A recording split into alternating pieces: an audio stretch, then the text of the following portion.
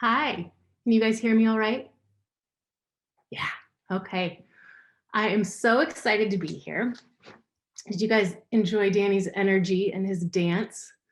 I had to watch the video a couple times, and both times I could feel the muscles in my face smiling big.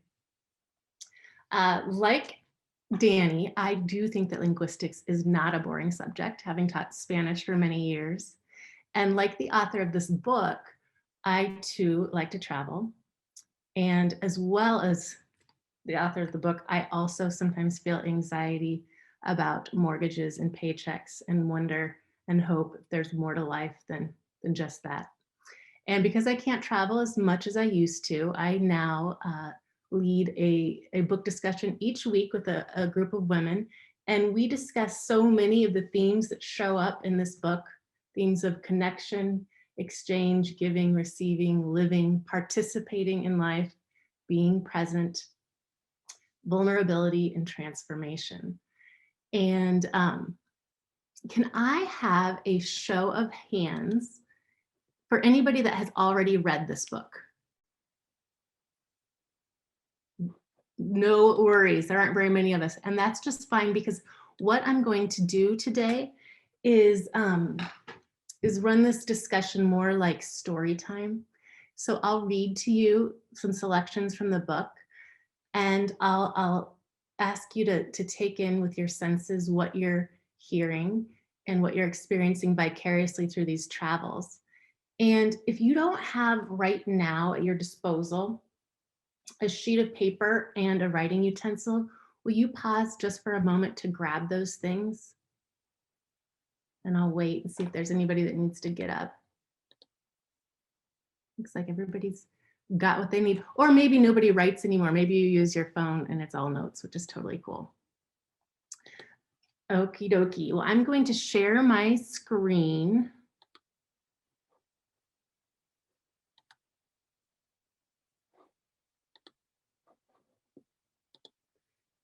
And again, we'll be talking about the yellow envelope, one gift, 3 rules, and a life-changing journey around the world. And in this first photo, you can see Kim and her husband, Brian, the two that decided to pack up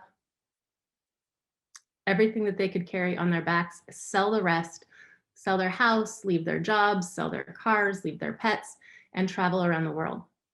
And this couple next to them, this couple is Michelle and Glenn. And right before they left on their trip, Michelle and Glenn gave Kim and Brian a yellow envelope, and it was filled with cash, $1,000 cash. And they did this because they were the first people to welcome Brian and Kim to Portland, Oregon. And they were the people that helped them find their house and find their dogs and help them adjust. And they were so proud of them for embarking on this journey. And they wanted to give them a gift, but they realized that they didn't want to give them something that they had to carry with them on their backs. And they had just gotten rid of all their possessions. So they gave them this money. And in a letter that Michelle wrote to Kim, she said, "Enclosed you will find the money to create what we are affectionately calling the Kim and Brian Yellow Envelope Fund. During your travels, we want you to give all of this money away in whatever way you want. You can give it here in the United States or in some foreign land. You can be serious in your giving or be totally crazy, funny, or harebrained. You can give it away visibly or anonymously. You can plan how you are going to do it or just do it spontaneously. You can give it to adults, to children, to animals, or to the environment. You can give it all away at once, or you can spread it out and give a little bit here, a little bit there. You can give it away in any combination above. We don't care. We do, however, have 3 simple rules. Don't overthink it. Listen to your soul. Share your experiences if you want to, and don't feel pressured to give it all away. This is supposed to be fun. And these 3 rules, in my interpretation, signify stop using your head. Don't think about it. Don't overthink it. Listen to your heart. Pay attention to your surroundings, and you'll know when it's time to give some of this money away. And the second, share your experiences. And they say, if you want to, I think it's to remind them that they have choice. They have choice in how they proceed. And you see choice in number 3 a little bit too, but we also see joy. So using intuition, activating choice, freedom, and joy are all characteristics, values that help us feel alive. And to prepare ourselves before we embark on this journey, I want to open up the senses a little bit.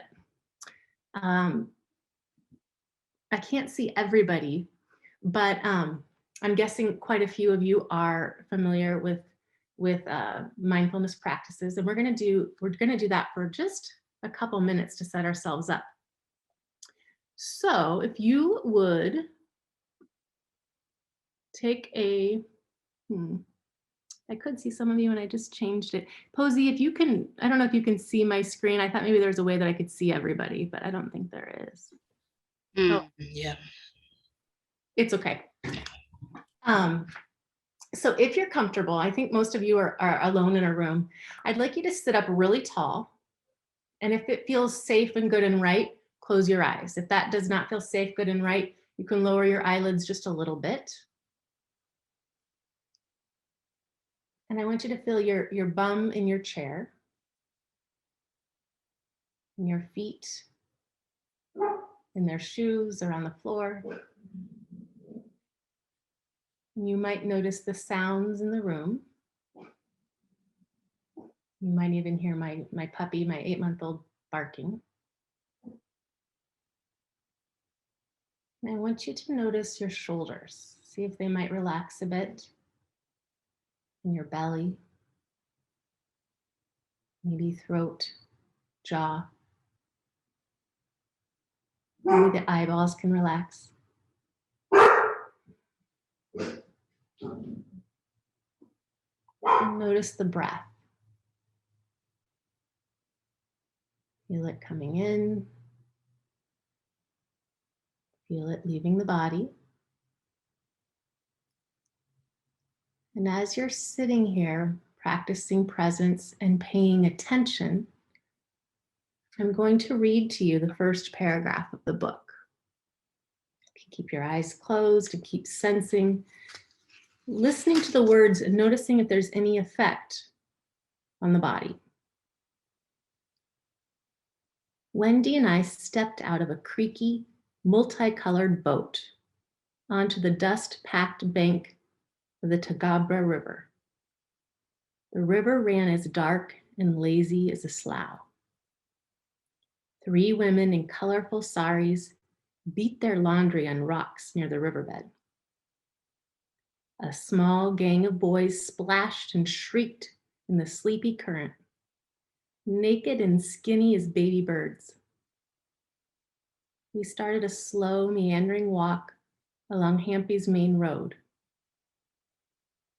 Heat pulsed from the dirt streets and crawled up my legs as we shuffled past coffee shops, tourist hostels, and roadside stands that sold miniature figurines.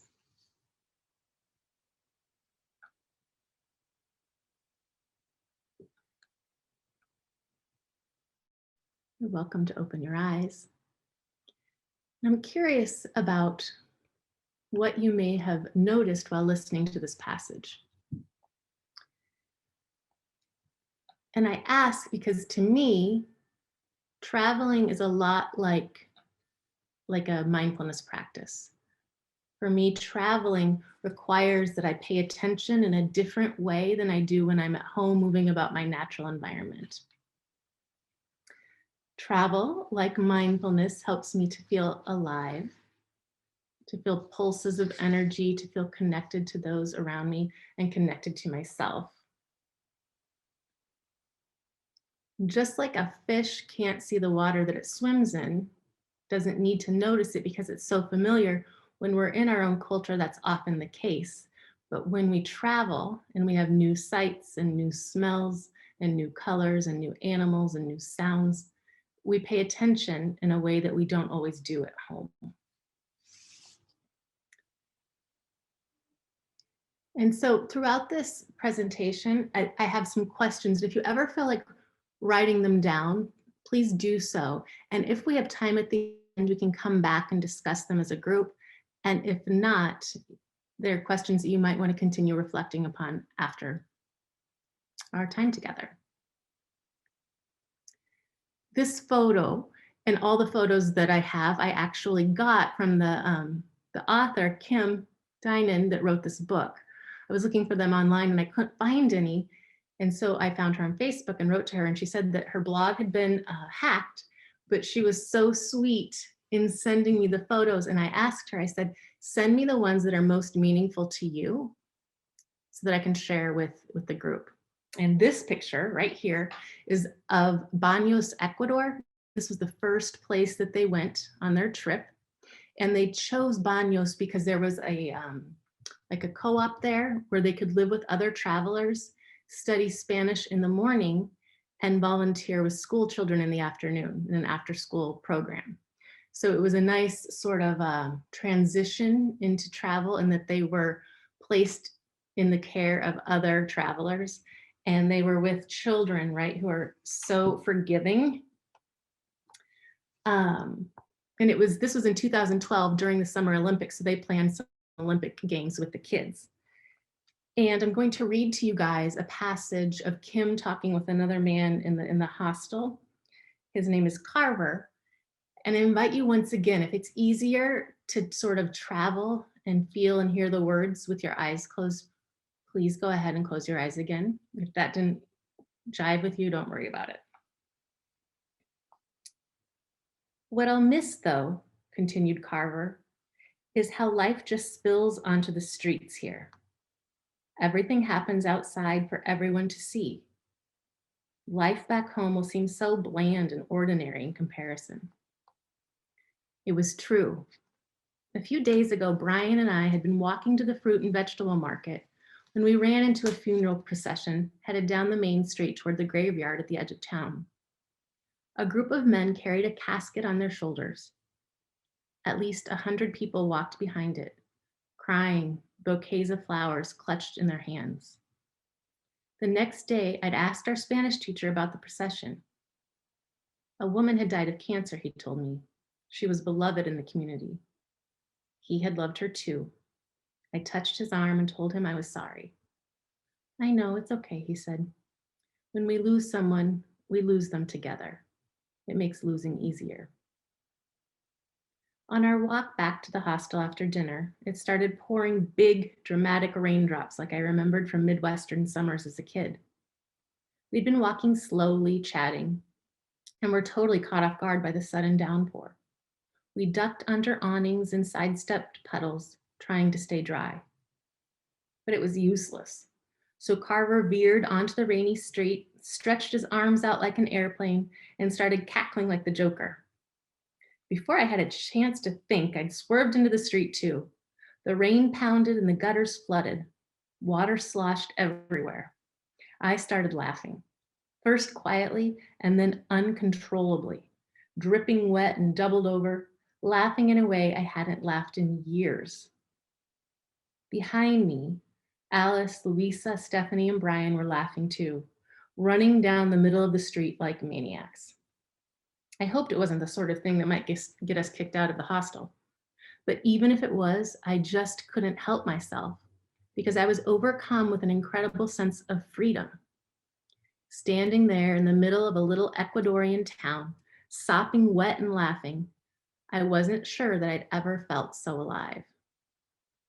By the time we got back to the hostel, we were all soaked to the bone. I wrung my clothes out and hung them on a hook at the back of our bedroom door. After changing into dry clothes and warm socks, I padded out into the common area and dropped into a beanbag chair. I hadn't felt that young since when? As the oldest child, I was perpetually responsible, constantly concerned about doing the right thing. I always felt old for my age. But since leaving to travel, I felt myself growing younger. It was a Tuesday night.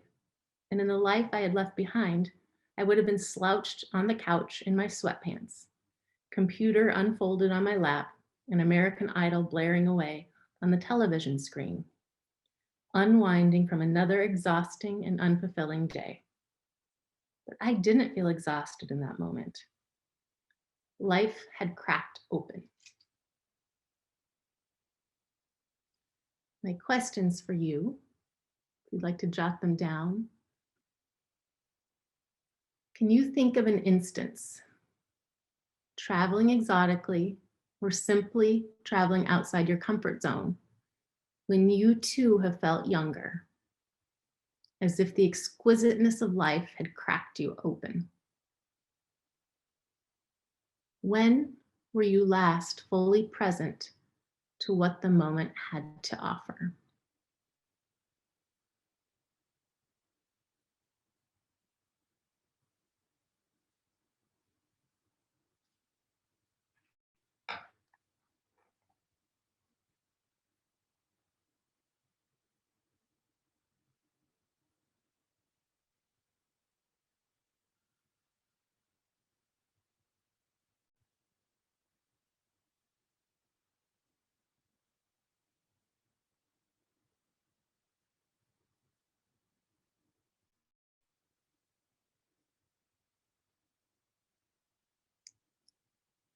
The next, the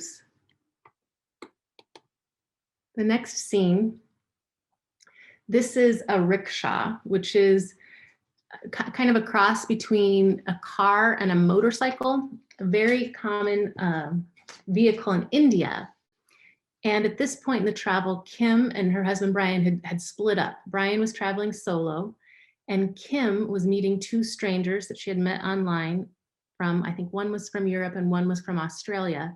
And they were participating in something called the Great Race, which was a rickshaw drive from one end of India to the other. And basically the locals thought they were crazy, thought it was dangerous. And Kim and her new friends thought it was incredible. But they did get a lemon of a rickshaw, so they ran into lots of trouble. And I'm going to read to you a passage from maybe the third or fourth time that their rickshaw had broken down. Again, if it feels good and right, let your eyes close and pretend you are a small child getting read a story, which I don't think probably happens very often. An hour later, our rick broke down again. We were stopped on the side of the road, half-heartedly poking under the hatch when two skinny men driving a gigantic and overloaded goods carrier truck approached. Without saying a word, one of the men got down on his knees, unhooked our fuel line, and sucked, relieving some blockage within. Gasoline shot into his mouth and he spat and coughed. Leslie, Sarah, and I jumped around shrieking like it had happened to us, until finally I thought to offer him a bottle of water. He rinsed his mouth once or twice, gave us a gigantic smile, and then climbed back in his truck without ever saying a word. We called out thank you and waved as he drove away. It's amazing, I said after the truck had disappeared down the road.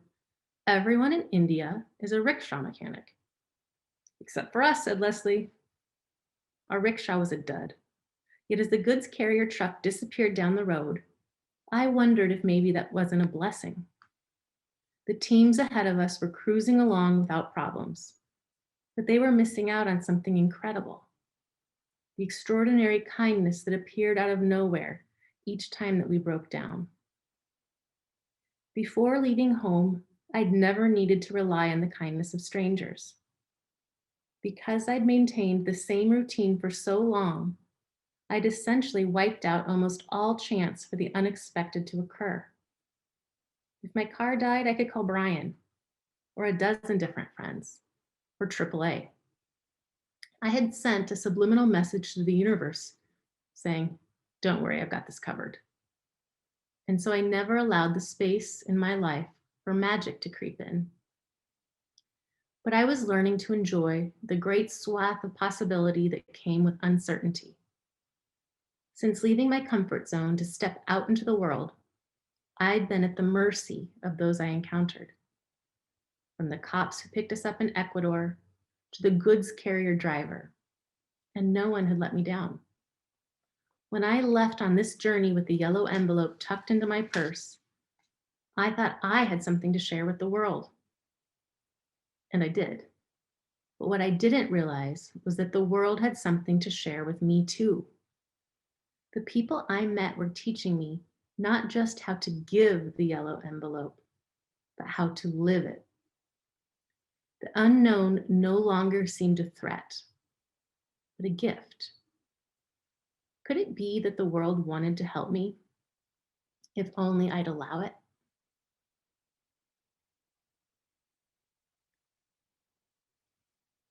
My questions for you are, when has needing and asking for help opened you up to connection and to relationship? Are you more comfortable being the giver or the receiver? Why? How can vulnerability be a gift?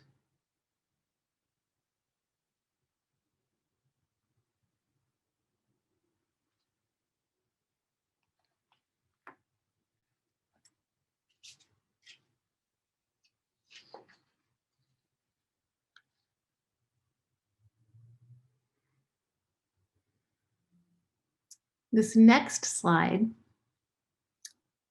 I'm going to read to you from a passage when Brian and Kim are in Nepal, but this slide that I chose to go with it, or that I was blessed with from the author, is of them in South America. And I chose it because of the perspective it gives us about their tiny size in this great big world. This is one tree, and you can see that, like, where those, I don't know, are they roots that are growing toward the bottom of the tree? Like, they're not even halfway as tall as that root that's heading down into the earth. So if we imagine how tall this tree must be, and how this tree has at least that many roots taking up that much space down in the earth, it's pretty crazy. So the passage I'm going to read, they're hiking through the Himalayan mountains in Nepal, and they're chit-chatting in bed. And Brian begins speaking. He says, "I never thought I would be here." "How so?" I asked, unsure if he spoke literally or metaphorically. "Well, you know, I grew up in the suburbs in Ohio. Everyone I knew lived in Ohio. My family vacationed in Indiana, and sometimes, if we were traveling far, to Michigan. I didn't know anything about the world." "Yeah," I said, "I'd had a similar childhood, though my family hadn't really vacationed at all. When we moved to Oregon, I remember that I could physically feel the distance between me and everyone I had ever known. Oregon was as exotic to me as landing on the moon." "Yep, me too." "But now we're in Nepal, sleeping in beds that smell like sweat, in rooms without electricity, shitting in squat toilets, and walking through some of the oldest civilizations in human history.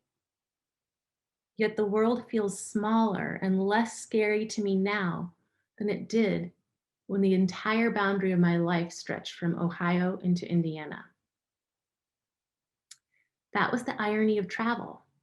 The bigger the distance between you and the familiar grew, the smaller and safer and friendlier the world felt.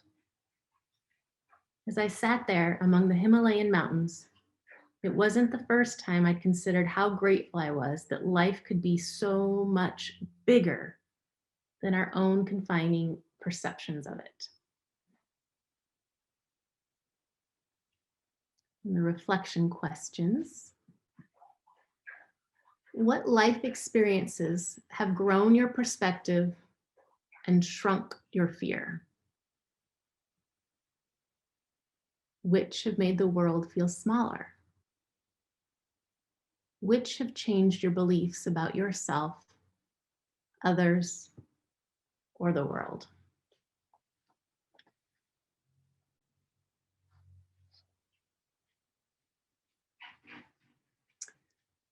This next picture, Kim didn't send me originally, but I was so moved by a passage that I wrote her back and said, do you have anything that goes with the monk in the monastery? And she was so sweet. She responded within minutes and she sent both of these. And so this is, they're in Nepal and they were hiking and they stumbled upon a monastery. And the monk was so sweet. He led them in and showed them the rooms, let them participate in the chanting, invited them to come back at daybreak to chant with them in the morning. They slept through and missed it, but here's their experience being with him. The monk led us back to the entrance of the monastery in the waning evening light. A small table stood in the corner near the door, stacked with pamphlets about the school. I picked one up. It said, we urgently need stable sources of funding to meet basic day-to-day expenses. Our school lacks reliable funding support because our donations are irregular and unpredictable. Your pledge to help, no matter how small, inspires us deeply. I handed the pamphlet to Brian. He slipped on his shoes and wordlessly headed out to the fence where we'd dropped our backpacks. He dug through mine and grabbed the yellow envelope. When he returned, he handed the money to the boy. A donation, he said, for the school. The monk put his hands together and bowed to us in gratitude. We did the same. Money seemed like a trivial way to show our thanks for what the people of Nepal, their culture, and their landscape had offered us. But that was what we had to give, so we gave it. As we walked away, I hoped that in 100 years, our great-grandchildren might stumble upon this special place and find it still filled with young monks. Maybe they too would walk through the cavernous rooms and hear the monks calling their prayers. And maybe they too would feel the undercurrent of a timeless energy. Maybe they would one day be lucky enough to learn what Brian and I had learned during our weeks of walking in Nepal. That they are standing in the presence of something that must never be lost.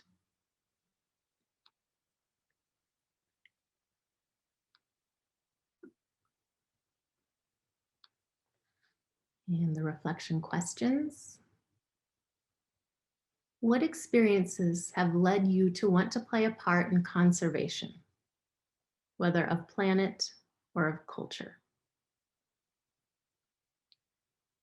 What parts of our planet and what cultures are most in jeopardy? And how can we work together to protect?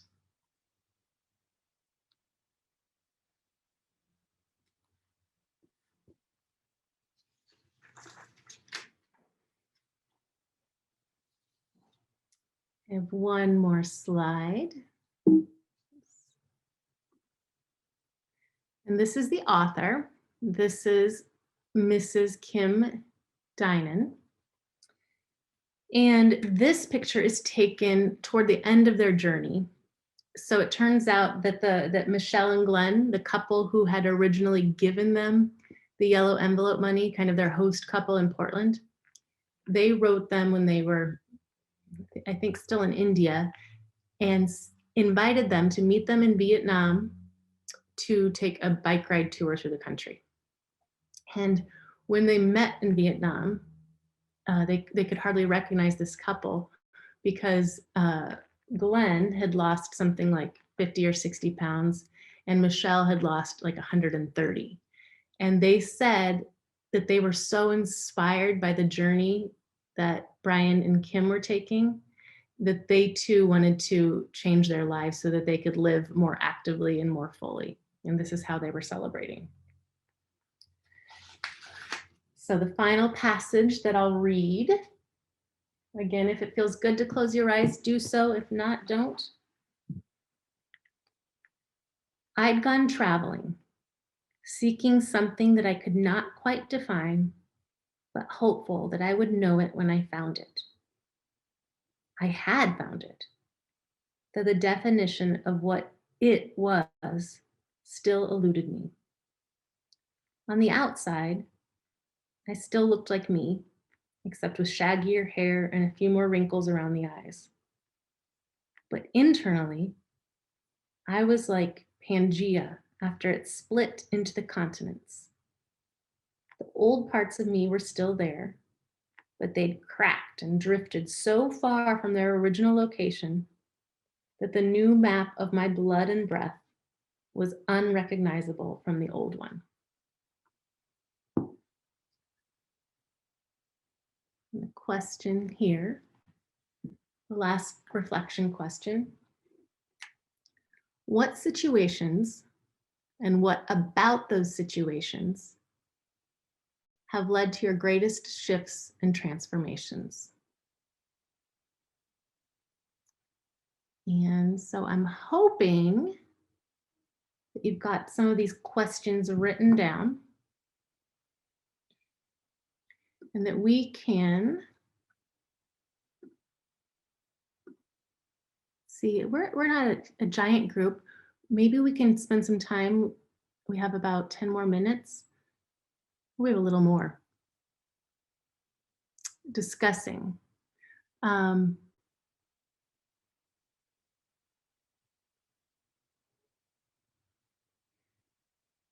Would anybody like to respond to any of those questions that I posed, or respond to the book, or ask me a question about the book or my own experience as well? Yeah, if you raise your hand, I will unmute you to ask your question.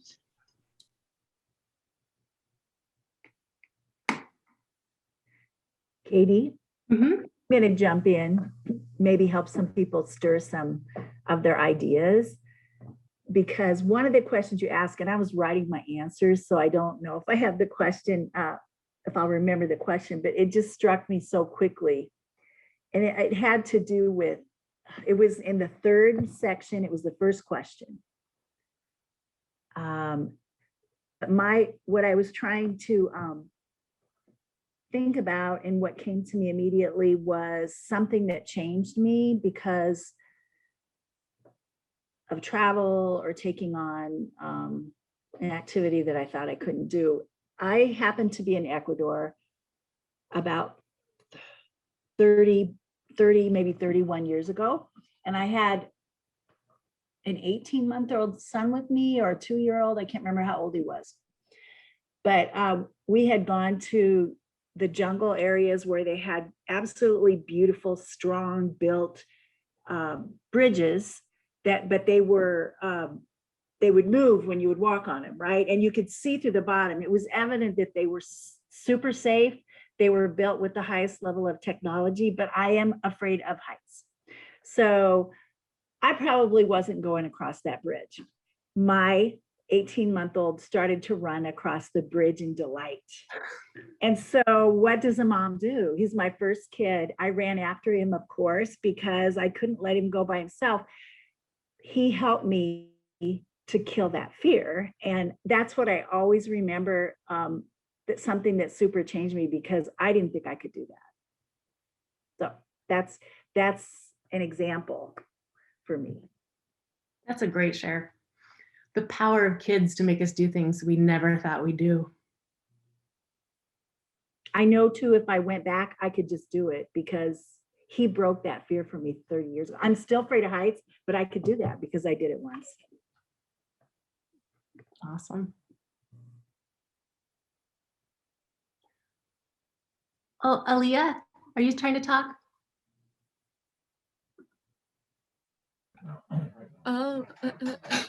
Sorry there. I was just like talking to my family there in the background there. Sorry about that. Okay.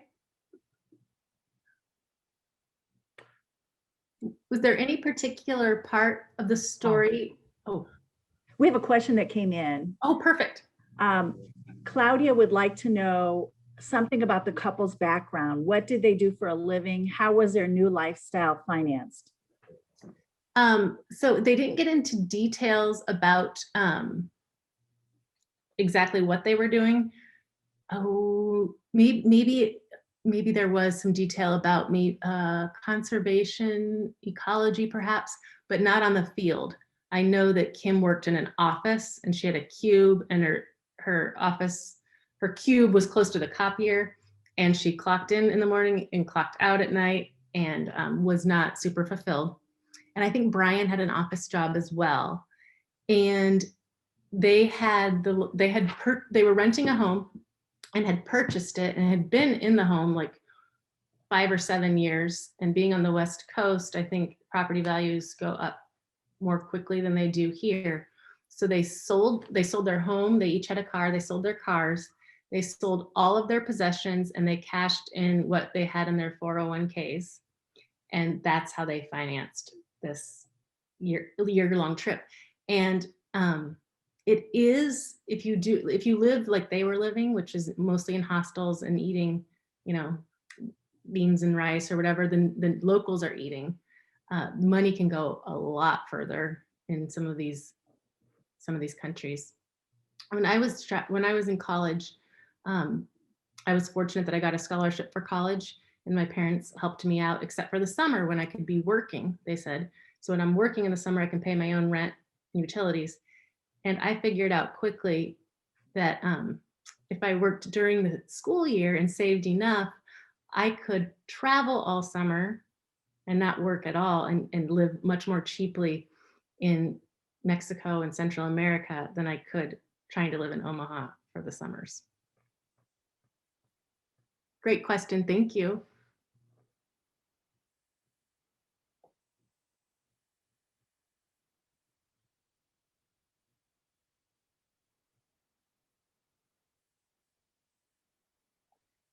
Was there any particular, oh, is there a hand?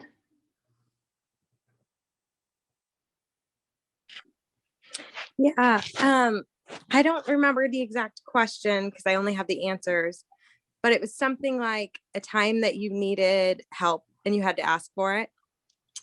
And mine was, I was struggling with alcoholism pretty bad.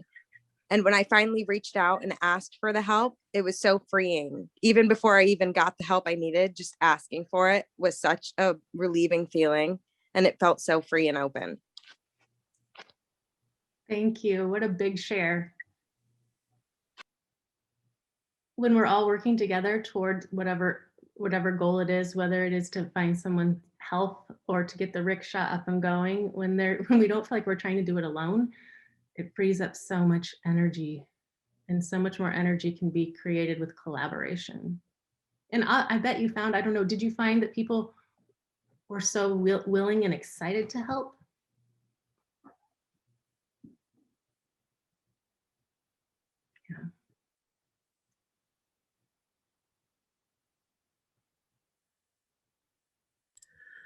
So I, on the question that, it was one of the first questions you asked about an instance where when you're traveling outside of your comfort zone, and you were fully present in the moment and how it just changed you. So I had an experience where I was able to travel to Costa Rica, and I took part in a wellness tour. So it was all about like yoga and meditation and mindfulness and being in the moment. And it was something that I had never done before. I'd never been outside of the country. I was going by myself. It was the first time. And that was absolutely life-changing for me. Like, it really opened my eyes up to, there are so many other possibilities. There's so many other places to go and places to see, and being by myself in a completely different country, I had to ask for help. I had to kind of rely on the people that were around me, and that was terrifying at first, but so many people, they were so kind, and people kind of like took me under their wing a little bit. And it was just so nice to, see that even though I was with strangers, I was still like okay, and I was still safe, and I was able to fully open up. And so that was quite a life-changing experience for me. Thank you so much for sharing. Costa Rica has a sweet spot in my heart too. It really does feel like it shrinks the world, doesn't it? When we make those connections outside of home and outside of our comfort zone. A couple questions here in the chat. is the book based on a true story? And who is the main character in your opinion? Oh, that's a great question. It is based on a true story. So the woman whose photo I showed you at the end, she wrote it a few years after returning. And so she is the main character, and she's telling it from her point of view. And I'd like to tack on following, and was it Rita who just spoke, who talked about how empowering it is to travel alone and realize you can do it. I'm all alone, but I'm not alone because all these people are here. I'm part of a global community that wants to help me. Shalisha. Alicia, thank you. Shalisha.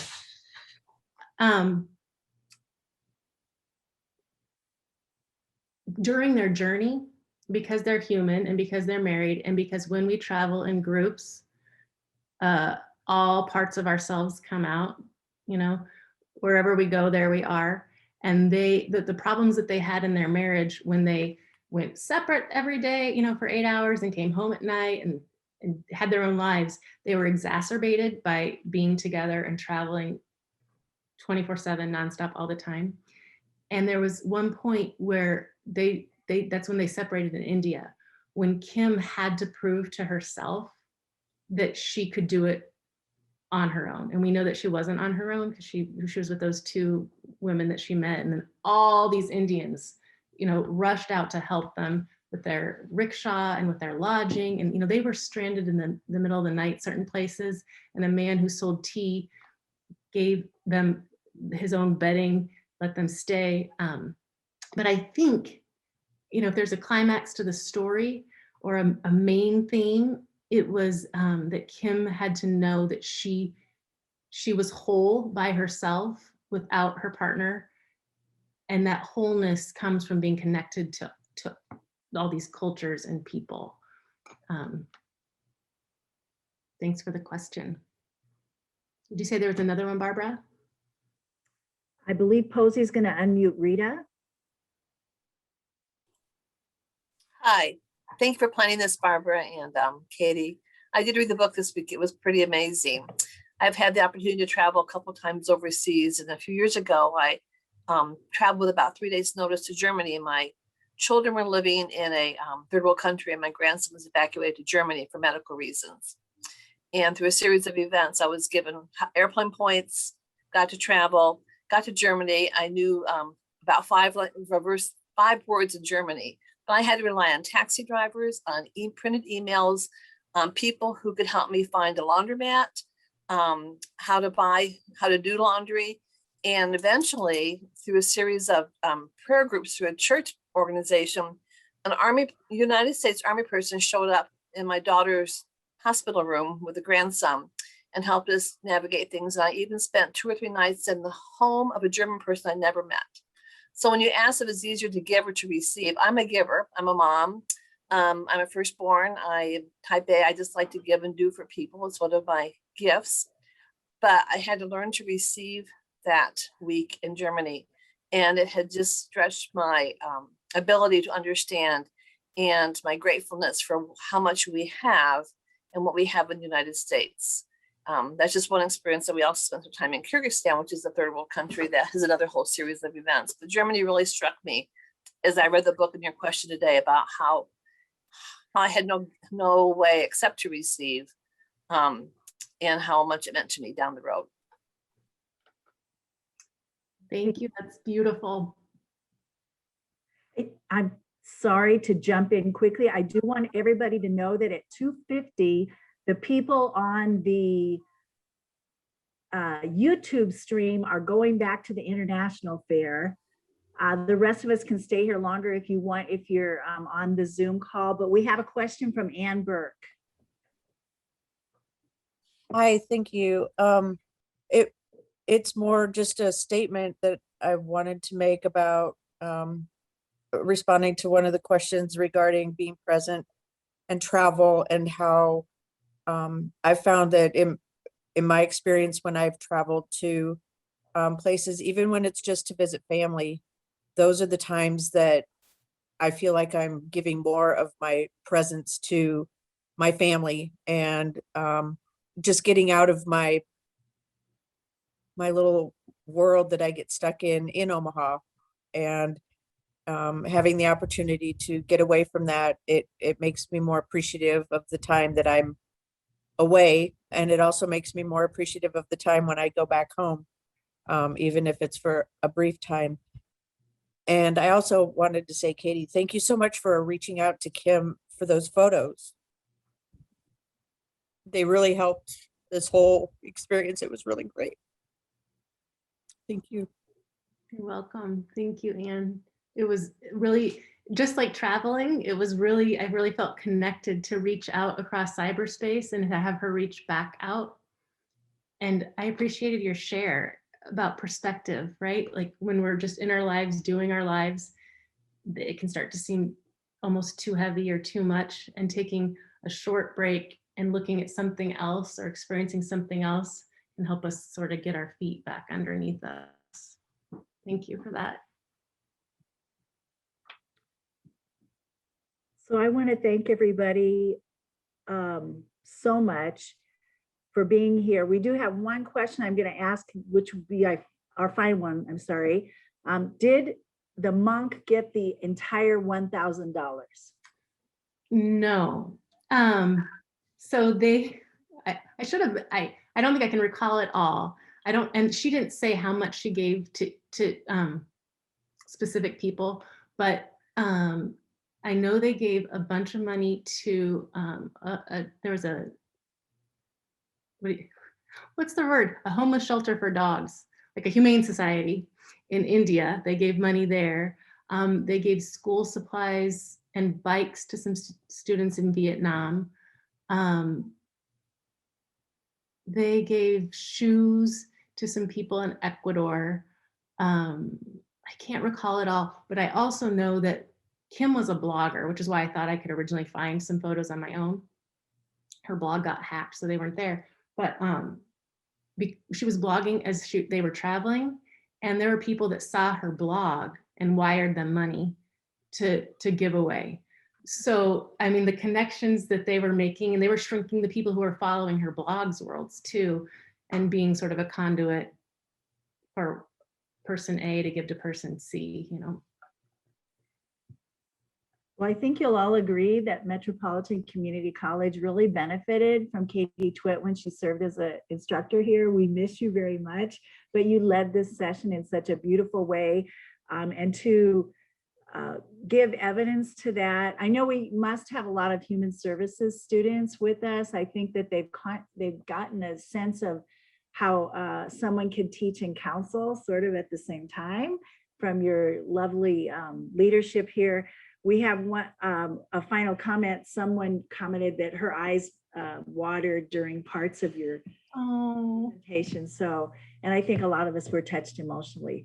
But I want to thank everybody. And I do, normally we would hang on a little bit longer, but it is time for us to get back to the International Fair. If you joined the Zoom only, you can go to mccneb.edu/I-fair, and it'll show you how to, if you click on YouTube, it'll take you to the rest of the International Fair, which is running through about 7:30 this evening. Thank you so much, Katie. Thanks, everybody. Thank you. Oh, thank you, Posey, for putting in the chat. And also, we have an evaluation for this at mccneb.edu/IIEEVAL. And we'll get that in the chat too. Yeah, I knew Posey would get that done. So thank you. If you are interested in that, and if you ever need to know how to get to those evaluations, you can contact Barbara Velasquez and we will get that information to you. So thanks, everybody. Have a great afternoon. I hope we see some of you at the International Fair for the rest of the afternoon.